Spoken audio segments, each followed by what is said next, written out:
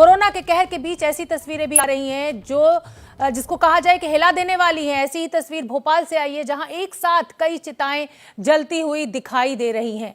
कल भोपाल के भदभदा विश्राम घाट पर गुरुवार को एक साथ 40 से ज्यादा चिताएं जलती नजर आईं। ड्रोन के जरिए ये तस्वीरें सामने आईं। इन तस्वीरों को भोपाल के फोटोग्राफर संजीव गुप्ता ने अपने ड्रोन कैमरे से शूट किया है। कल अकेले भदभदा विश्राम घाट पर कोविड संक्रमित 72 शवों का अंतिम संस्कार किया गया और इसके अलावा सुभाष नगर विश्राम घाट पर 30, कब्रिस्तान में 10 शवों का अंतिम संस्कार हुआ। आलम यह है कि शमशान में जगह कम पड़ रही है, लकड़ियां मिलने में दिक्कत हो रही है। अंतिम संस्कार के लिए लोगों को घंटों इंतजार करना पड़ रहा है। इन जलती चिताओं को दिखाने का मकसद आपको परेशान करना नहीं है, बल्कि हालात की भयावहता के बारे में बताना है। ये तस्वीरें कह रही हैं कि संकट के इस समय में सावधान रहने की जरूरत है। खुद बचिए, अपनों को बचाइए। आप कोरोना से बचने के लिए जरूरी उपाय जरूर कीजिए। मास्क लगाइए, सोशल डिस्टेंसिंग के नियमों का पालन कीजिए। सारी जिम्मेदारी सरकारों की नहीं है, देश के नागरिकों की भी जिम्मेदारी बनती है। ये तस्वीरें सभी के लिए चिंताजनक हैं, भयावह हैं। भोपाल के भदभदा विश्राम घाट की तस्वीरें लेने वाले फोटो जर्नलिस्ट संजीव गुप्ता से एबीपी न्यूज ने खास बातचीत की है और उनसे भोपाल में कोरोना से कैसे हालात बिगड़े हुए हैं ये जानने की कोशिश की है। वो बातचीत आपको सुनवा देते हैं। हमारे साथ हैं भोपाल के फोटोग्राफर संजीव गुप्ता, जो कोविड की महामारी को एक नए तरीके से अपने कैमरे में कैद करने की कोशिश कर रहे हैं। उनके कुछ फोटोग्राफ्स हैं, उनके कुछ वीडियो हैं जो आज सोशल मीडिया पे छाए हुए हैं। हमारे साथ खुद संजीव गुप्ता हैं। संजीव भाई, जिस तरीके से आपके हमने वीडियो देखे या फोटोग्राफ्स देखे जो आपने ड्रोन से भी लिए हुए हैं, तो क्या मकसद रहा और क्या आपके मन में सोच रही है सबको लेके? कल गया था मैं शाम को भदभदा विश्राम घाट अपने एजेंसी के लिए काम के लिए। वहाँ जो दृश्य देखे, मैंने गैस कांड भी कवर किया है, तो गैस कांड से ज़्यादा भयावह स्थिति थी कल वहाँ पर। मतलब एक एक एम्बुलेंस में 8-8, 10-10 बॉडीज रख के आ रही थी और शाम को 6:30-7 के बाद तो स्थिति बहुत ख़राब हो गई और वहाँ पर एक साथ 50-55 शव एक साथ जल रहे थे। वहाँ पर कोई व्यवस्था नहीं थी, लाइट की कोई व्यवस्था नहीं थी। जो परिजन थे वो इतने परेशान थे, उनको पता नहीं पड़ रहा था कि उनकी पिताजी की बॉडी कौन सी है, उनका कहाँ कैसा है। सब अफरा तफरी थी। सरकार की तरफ से कोई व्यवस्था नहीं थी। वहाँ पर सरकार कह रही है 4 मौतें हुई हैं, जबकि फोटोज़ में आप देखेंगे कि उसमें 45 से ऊपर तो बॉडी एक साथ एक ही शमशान घाट में जलती दिख रही हैं।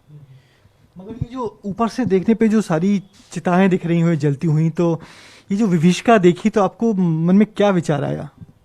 वहाँ जो देखने के बाद नीचे से तो इतना समझ में नहीं आता, ऊपर ड्रोन से जब देखा एक साथ 45-50 जलती हुई, तो आप कल्पना नहीं कर सकते उसकी। मतलब वो दृश्य देख के रात भर नींद नहीं आई इस चीज़ को लेकर कि कहाँ हैं हम। किसी परिचित को अस्पताल में देखते हैं, 3 दिन बाद मालूम पड़ा कि वो शमशान में चला गया। मानवता नाम की कोई चीज़ नहीं है। अस्पतालों में पलंग नहीं है, ऑक्सीजन है नहीं है, इंजेक्शन मिल नहीं रहा है। और सरकार कह रही है कि सब ठीक है और सब चीज़ें व्यवस्था हो रही है। किस तरीके से शाम को रात में शव जलाए जा रहे हैं वो संजीव गुप्ता ने कवर करने की कोशिश की है, जिसे लंबे समय तक याद रखा जाएगा। Brajesh Rajput, ABP news, Bhopal. और अब ब्रजेश राजपूत हमारे साथ लाइव जुड़ रहे हैं भोपाल से। ब्रजेश राजपूत, आखिर सरकारों की क्या ऐसी मजबूरी है कि सही आंकड़े को छुपाया जा रहा है? अगर सही आंकड़ा बताया जाए लोगों को तो शायद लोग और ज्यादा सतर्कता बरतेंगे। आंकड़ा छुपाकर आप क्या प्रूफ करने की कोशिश कर रहे हैं? बिल्कुल शोभना, हमारा इस वीडियो को दिखाने का मकसद यही है कि लोग जाने कि विभीषिका कितनी बड़ी है, कितनी हृदय विदारक है और किस तरीके से ना अस्पतालों में जगह है ना शमशान घाटों में जगह है। भोपाल में कल कुल मिला के 100 से ज़्यादा यानी कि 112 शवों का अंतिम संस्कार किया गया कब्रिस्तानों और अलग अलग विश्राम घाटों में। और यदि हम इंदौर की बात करें तो सिर्फ इंदौर में 175 शवों का अंतिम संस्कार हुआ। जबलपुर में 50 के ऊपर है। छोटे से शहर रतलाम की बात करें तो वहाँ 40 से ज़्यादा है और उज्जैन में भी 30-35 शव रोज़ जलाए जा रहे हैं। हमारा ये सब दिखाने और बताने का मकसद है कि विभीषिका कितनी बड़ी है। और जबकि सरकारी आंकड़े देखते जो शाम को आते हैं, तो कल यदि हम बात करें तो कल पूरे प्रदेश भर में सरकार बता रही है कि 54 मौतें हुई हैं, मगर 54 से दुगने शव तो सिर्फ भोपाल में जलाए गए हैं।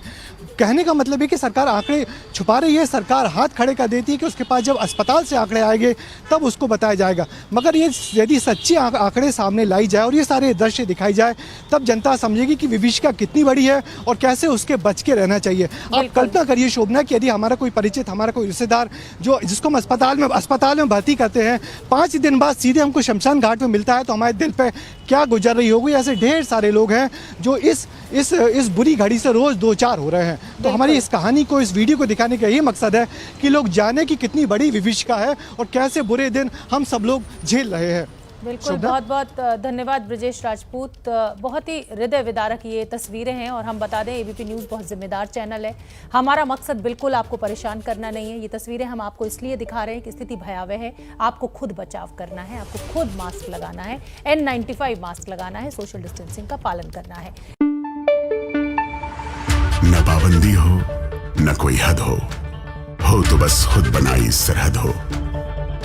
ये मुहिम है परतों में छिपे हर सच की तलाश की, सियासत पर रखी पैनी नजर और आंख की, खबरों की दुनिया में एक जिम्मेदार आवाज की, जुर्म और जुल्म के खिलाफ हर बेबस के लिए इंसाफ की। जब कोई हद नहीं इंसानियत के लिए जज्बात की, जब कोई हद नहीं खुशियों और ख्वाब की, तब कोई हद क्यों हो नए नजरिए और बदलाव की। तोड़ के हदों के ताले नए सपनों को पाले, बांधे सबको एक धागे, आपको रखे आगे एबीपी न्यूज़।